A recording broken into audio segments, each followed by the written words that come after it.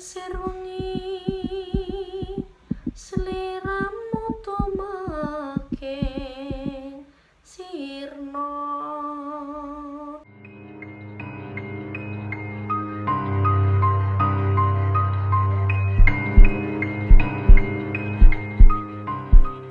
Halo guys, jadi ini adalah video perdana dari Mari Nonton. Semoga kalian suka dimanapun kalian berada, di darat, di laut, di udara, maupun di alam gaib. Terima kasih kalian sudah mampir di video ini.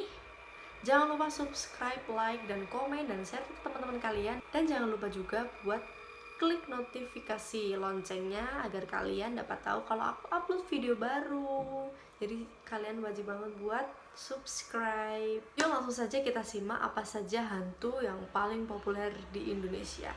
Dan mari nonton. Hantu memang kerap jadi perbincangan yang renyah di tengah masyarakat di belahan bumi manapun. Uniknya di Indonesia juga memiliki berbagai macam makhluk halus, dan yang paling populer dimulai dari yang pertama. Saya akan membahas tentang pocong.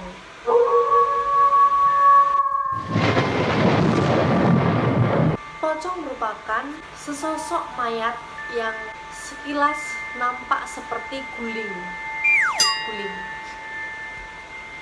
Konon tali pocongnya itu tidak dilepas pada saat proses pemakaman, sehingga arwah si mayat bergentayangan untuk meminta tolong dibukakan tali pocongnya.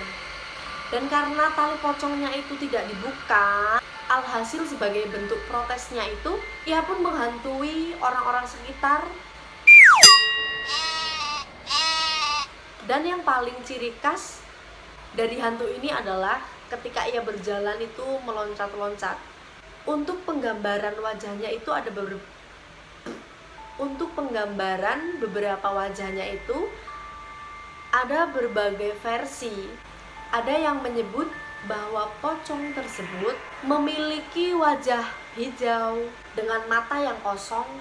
Ada juga yang menyatakan bahwa pocong memiliki wajah yang rata dan memiliki mata yang berongga atau tertutup dengan kapas dan wajah pucat. Parah, bayangin woy.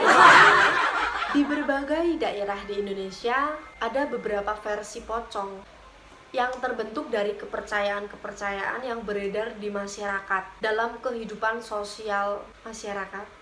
Salah satunya adalah pocong plastik yang konon pernah menggegerkan warga Jakarta. Cerita tentang pocong plastik ini bermula dari cerita masyarakat sekitar itu tentang pocong plastik ini muncul dari seorang wanita yang hamil dan dibunuh oleh pacarnya. Dan ketika sedang diotopsi di rumah sakit, mayat wanita itu terus mengucurkan darah, sehingga pihak rumah sakit itu terpaksa membungkusnya dengan plastik, bukan dengan kain kafan. Warga percaya bahwa kemunculan pocong plastik ini diakibatkan karena arwah dari wanita tersebut ingin dibukakan ikatan plastik yang ada pada jasadnya.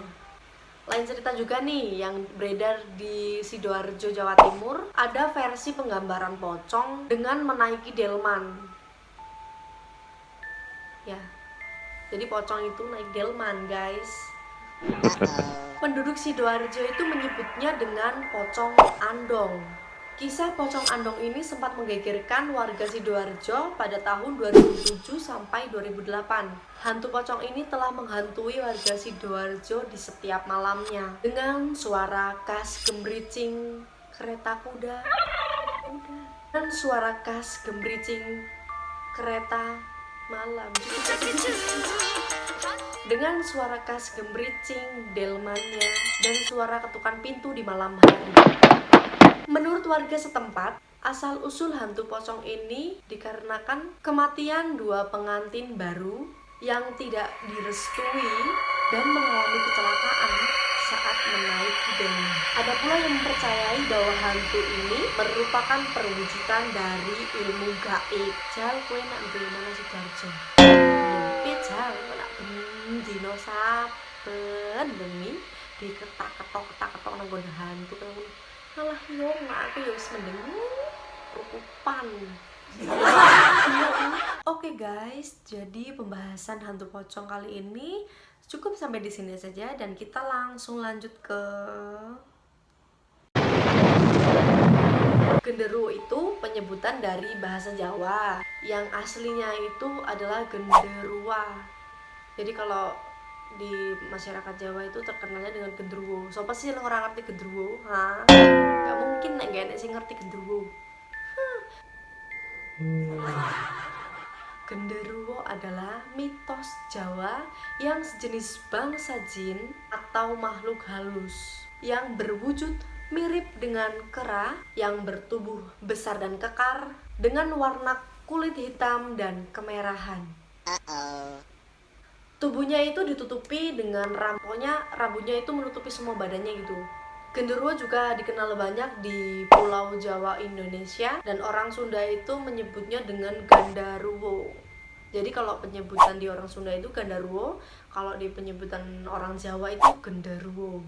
Habitat hunian kegemarannya adalah di batu berair, bangunan tua, pohon besar yang teduh, atau sudut-sudut yang lembab, sepi dan gelap.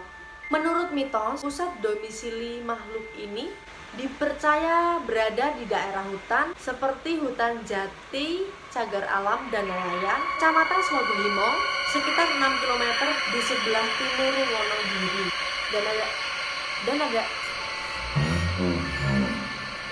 Dan ada juga di wilayah Lemah Putih, Purwosari, Girimulyo di Kulon Progo, sekitar 60 km ke barat Yogyakarta. Istilah genderuwo diduga berasal dari bahasa Kawi, Gandarwa, yang berakar dari bahasa Sanskerta Gandharva. Asal-usul genderuwo juga dipercaya sebagai arwah orang yang sudah meninggal, bisa akibat bunuh diri, penguburannya yang tidak sempurna, ataupun kecelakaan yang hingga mengakibatkan arwah tersebut merasa penasaran dan belum mau menerima tentang kematiannya. Genderuwo juga dipercaya dapat berkomunikasi dan melakukan kontak langsung dengan manusia. Berbagai legenda juga menyebutkan bahwa genderuwo dapat mengubah penampakan dirinya, mengikuti wujud fisik seorang manusia untuk menggoda sesama manusia. Kadang genderuwo muncul dalam wujud makhluk kecil, tiba-tiba itu menjadi besar. Ada juga nih buat kalian yang kalau malam hari ada yang melempari batu kerikil di atas genteng,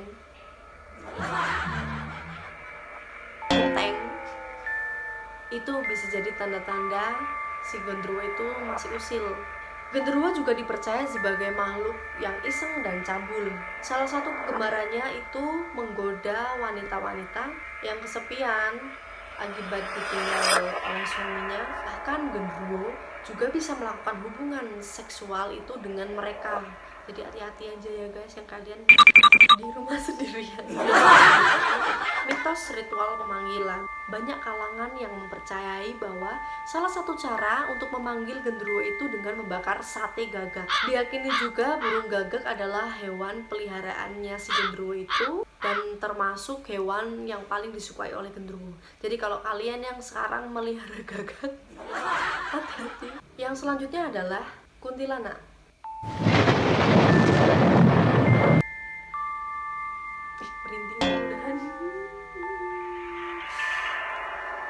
Sumpah merinding ini anjir.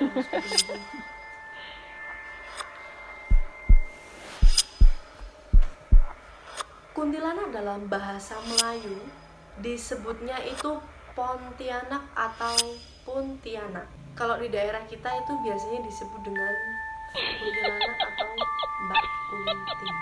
Kuntilanak adalah hantu yang dipercaya berasal dari perempuan hamil yang meninggal dunia atau wanita yang meninggal akibat melahirkan anak, dan anak tersebut belum sempat lahir. Nama Pontianak berasal dari perempuan yang mati.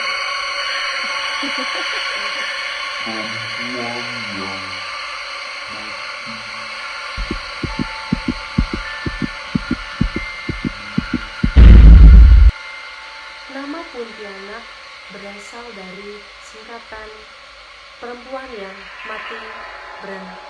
Dalam film-film Indonesia, ciri khas lagu untuk pemanggilan si kuntilanak itu adalah lagu Lingsir Wengi. Saya akan mencoba menyanyikan lagu Lingsir Wengi tersebut, tapi cuma dikit aja ya guys, karena aku memang benar-benar takut. Dan tadi lampunya mati. Lingsir wengi sliramu tomake sirna, ojo tangi nggonmu guling. Jadi itu tadi sekilas cuplikan lirik lagu dari Lingsir Wengi yang populer di film-film Indonesia. Merinding sih, tapi ya gimana ya.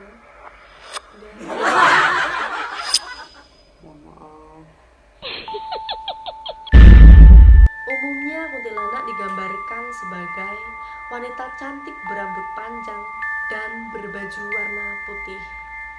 Kuntilanak sewaktu muncul selalu diiringi dengan bau semerbak bunga kamboja. Kuntilanak juga menyukai pohon tertentu sebagai tempat bersemayam. Misalnya larung yang condong ke samping. Populernya itu lari goyang. Jadi mitos ini mirip dengan hantu langsir yang dikenal di Asia Tenggara, terutama di Nusantara. Mitos hantu kuntilanak sejak dahulu juga telah menjadi mitos yang umum, dibawa oleh imigran-imigran di Nusantara. Kota Pontianak itu mendapat nama karena konon Abdurrahman Al-Qadri, pendiri Kesultanan Pontianak, diganggu hantu ketika ia sedang menentukan tempat pendirian istana. Nah, untuk kepercayaan penangkalannya itu berdasarkan kepercayaan dan tradisi masyarakat Jawa, kuntilanak itu tidak akan mengganggu wanita hamil bila wanita tersebut selalu membawa paku, pisau, gunting bila akan bepergian kemana-mana. Hal ini juga menyebabkan seringnya ditemui kebiasaan meletakkan jarum gunting di sekitar tempat tidur bayi.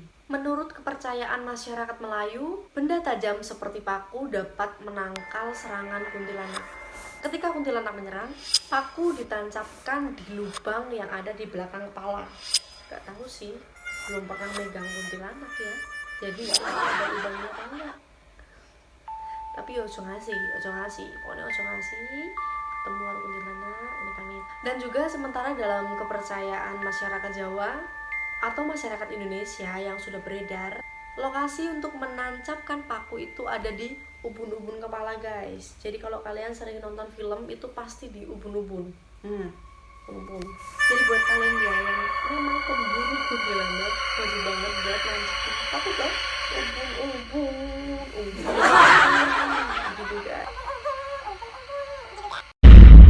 Yakinlah, pembahasan kali ini memang benar bikin merinding. Yang ada kejadian ini, kejadian itu. Jadi buat kalian jangan pernah menyanyikan lagu Lingsir Wengi di maghrib atau mungkin di malam hari gitu. Ya itu mitos sih, tapi ya kita percaya tidak percaya. Semoga kalian juga dilindungi dari godaan atau gangguan-gangguan dari makhluk halus. Dan kita jangan lupa untuk berdoa juga ya guys. Oke, terima kasih buat kalian yang udah nonton videoku dari awal hingga akhir. Semoga kalian suka dengan video-videoku. Jangan lupa subscribe, like, komen, dan share ke teman-teman kalian. Ojo lali, si meneh. Wajib ngeklik gambar lonceng. Diklik-klik, ojo pelit-pelit. Gak boleh pelit-pelit, oke? Dan bye-bye. Sampai bertemu di video selanjutnya. Thank you.